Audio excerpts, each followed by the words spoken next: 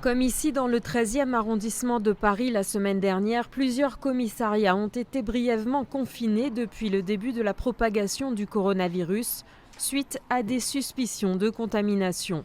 Pas de cas avérés finalement, mais l'inquiétude des policiers persiste, faute d'avoir suffisamment de kits, de masques et de gel hydroalcoolique pour tous les services à l'échelle du pays. En fait, on a du matériel qui est distribué de façon assez disparate. Il ne s'agit pas de dire que les fonctionnaires doivent se patrouiller dans la rue avec des masques en permanence. Ce n'est pas le discours. Tout ce qu'on souhaite, c'est que ce matériel de protection, en tout cas, soit distribué dans l'ensemble des services et mis à disposition de chaque fonctionnaire de façon individuelle. Une dotation pour une utilisation raisonnée, promettent les syndicats de police, qui se ferait en fonction des consignes données aux fonctionnaires. Une nouvelle réunion est prévue lundi au ministère de l'Intérieur. Les syndicats sauront alors si leurs demandes peuvent être satisfaites.